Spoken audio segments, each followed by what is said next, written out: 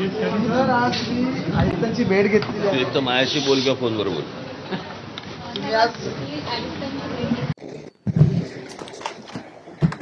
तोंडात घालायचं लांब ठेव ना जरा. किती वर्षांनी आलात?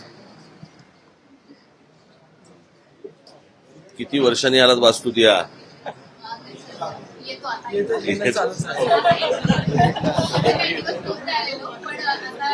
दीड वर्षाचा गॅप.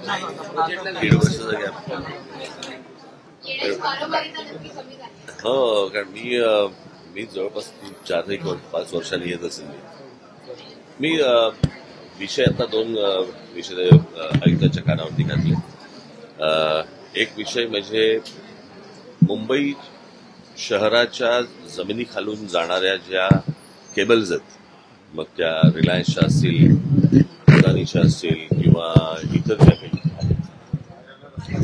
आज मुंबई महानगरपालिकेची एकूणच आर्थिक परिस्थिती काही चांगली नाही आणि अशा परिस्थितीमध्ये त्यांच्याकडनं येणारे जे पैसे आहेत ते महानगरपालिका का घेत नाहीये.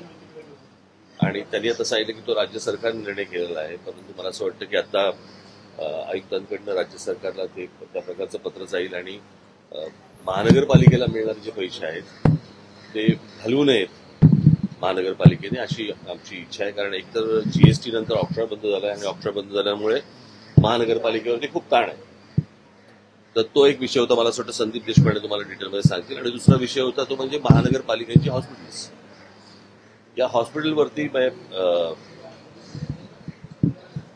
मुंबई महाराष्ट्रात येणाऱ्या पेशंट्सचा विषय नाहीये, परंतु परराज्यांमधून येणाऱ्या पेशंट्सचा जो विषय आहे तो इतका लोड या सगळ्या महानगरपालिकांच्या हॉस्पिटलवरती येतो आणि त्याच्यानंतर सगळे परिस्थिती बिघडते अशी. बरं, या सगळ्या गोष्टींचं ओझं व्हायला लागते मुंबई महानगरपालिकेला. म्हणजे इतर राज्यांमधून येणाऱ्या पेशंट्सना, ते काय पेशंट नको किंवा हवेत हा विषय नाहीये, परंतु इतर राज्यांमधले येणारे जे पेशंट्स आहेत त्या महानगरपालिका तिकडची लोक ही काही मुंबई महानगरपालिकेला काही पैसे देऊ करते का, की नुसतेच फक्त आपण पेशंट बघायचे आणि आपल्या शहरावरचा किंवा हॉस्पिटलवरचा लोड वाढवायचा आहे. तर या दृष्टिकोनात काही काय म्हणतात त्याला वेगळे चार्जेस काही करता येतील का, कसे करता येतील किंवा काय, या दृष्टिकोनात आता आमचं बोलणं झालं.